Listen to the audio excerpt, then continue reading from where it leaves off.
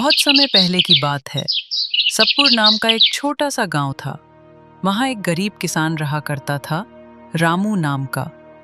रामू की पत्नी का नाम गौरी थी और उनका एक बेटा था, 10 साल का चुलबुला और मासूम बच्चा मोहन।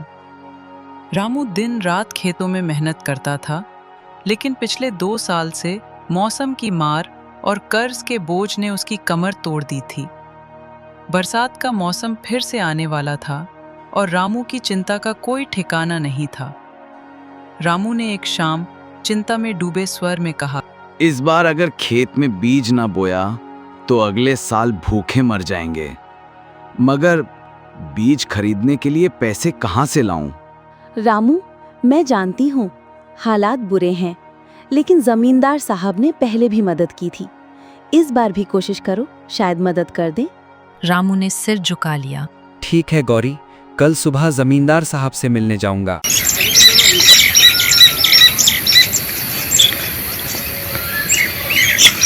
अगले दिन सुबह रामू जमींदार के घर पहुंचा। मालिक, क्या एक बार फिर उधार मिल सकता है?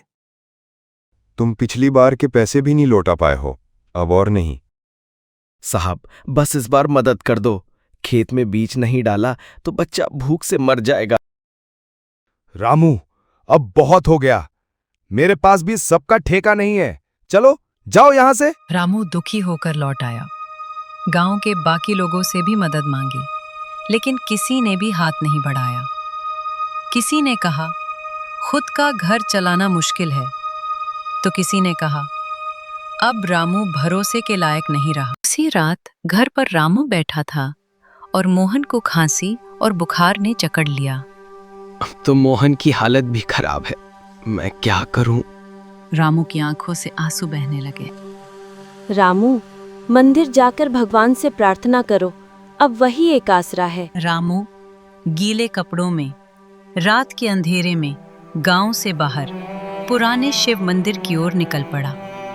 वहां पहुंचकर वो शिवलिंग के आगे बैठ गया और रोने लगा। भगवान, मैंने कभी किसी का बुरा नहीं किया, किसी का हक नहीं छीना, लेकिन आज मेरी हालत देखो, मेरी मदद करो। बारिश की बूंदें तेज हो गईं और बिजली कड़कने लगी। तभी मंदिर के अंदर एक बूढ़ा आदमी आ गया, सफेद दाढ़ी, चादर ओढ़े।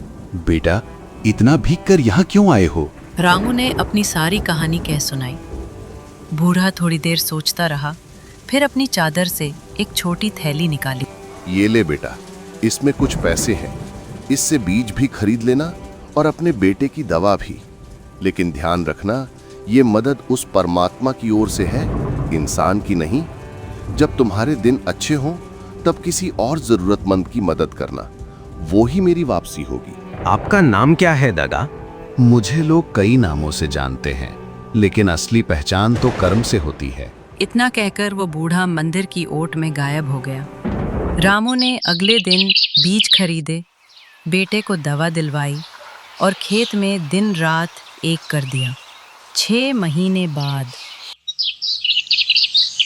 रामू की मेहनत रंग लाई। इस बार खेतों में इतनी फसल हुई कि गांव भर में रामू की मिसाल दी जाने लगी। वो गांव का सबसे खुशहाल किसान बन गया। उसने नया घर बनवाया, बेटे को पढ़ाई के लिए शहर भेजा और गौरी के साथ एक सादा लेकिन संतोषी जीवन जीने लगा। एक दिन गांव के बाहर एक भिखारी बैठा मिला, भूखा और बीमार।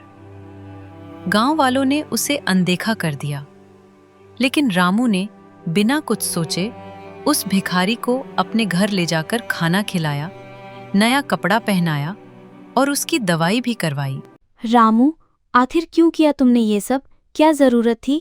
गौरी, आज मैंने उस बूढ़े आदमी की वापसी पूरी की है।